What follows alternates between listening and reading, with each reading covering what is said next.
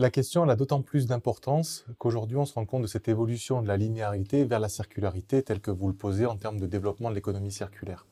Si on parle d'économie circulaire, il y a le mot économie qui revient. Et ça veut dire que la collectivité, au titre finalement de sa compétence, de la gestion des déchets, et finalement aujourd'hui de la gestion des ressources, tout à l'heure on évoquait la question de la vente de matériaux, des recettes engendrées, on se situe sur un secteur concurrentiel. On vend des produits, on vend du matériau et on vend des fois du service.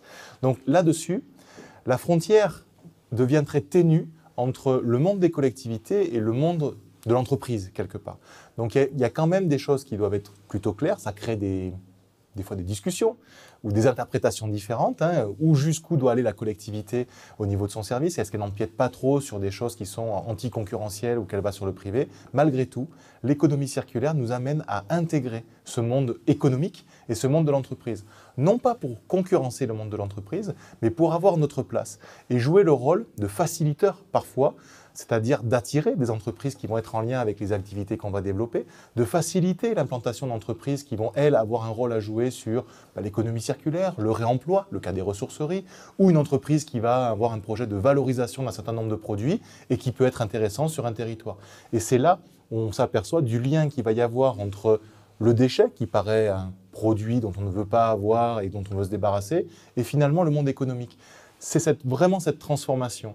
Le déchet ne doit plus être considéré comme un problème, mais on ne doit plus parler de déchets, mais potentiellement de ressources. Et ces ressources, elles intègrent un tissu économique, une circularité sur un territoire plus ou moins grand, et donc le fait d'être en lien avec le monde économique. Et c'est ça qui est quand même un enjeu important de l'économie circulaire, le positionnement de la collectivité tel qu'un service public de collecte et traitement des déchets, qui évolue vers un service public de la ressource, et qui s'intègre avec d'autres politiques publiques, notamment le développement économique et puis toutes les autres politiques publiques qu'on peut connaître, par exemple l'énergie, où on est très en lien, méthanisation, bois énergie et autres.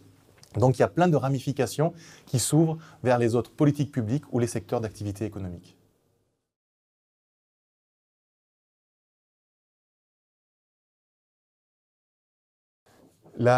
L'Union européenne, finalement, ne fait que reprendre la réglementation. Je voudrais mettre un petit peu à mal toutes les idées en disant l'Union européenne, c'est toujours la surréglementation, des choses comme ça. Ça peut arriver. On a des cas où, en effet, on ouvre le parapluie pour des aspects sanitaires, par exemple. Mais généralement, dans, par exemple, le paquet économie circulaire qui a été voté récemment, c'est bien une ambition environnementale en lien avec le développement économique, l'économie verte, comme on peut l'appeler, ou l'économie circulaire. Il y a cette ambition-là au niveau de l'Union européenne. Alors comment être acteur là-dessus, ou comment on met en œuvre ces éléments-là? Typiquement, on vient d'en parler, ça veut dire que c'est l'économie circulaire, c'est le décloisonnement, c'est le fait d'être acteur, d'être facilitateur aussi de ce côté-là, et quelque part d'avoir de plus en plus des politiques intégrées. On a tendance toujours à sectoriser, c'est-à-dire la gestion des déchets d'un côté, la gestion de l'eau, la gestion de la biodiversité, la gestion des transports, etc. Alors qu'il y a vraiment des politiques intégrées qui sont à mettre en œuvre. Et là-dessus, il y a aussi un vrai intérêt dans l'évolution de l'intercommunalité, des fois, même si c'est compliqué, même si ce n'est pas toujours une évidence, à avoir des politiques plus transversales qui intègrent ça. Et c'est comme ça qu'on pourra relever le défi que nous lancent quelque part nos parlementaires, mais nos défis non pas pour nous embêter, simplement pour dire qu'il y a des gros enjeux environnementaux.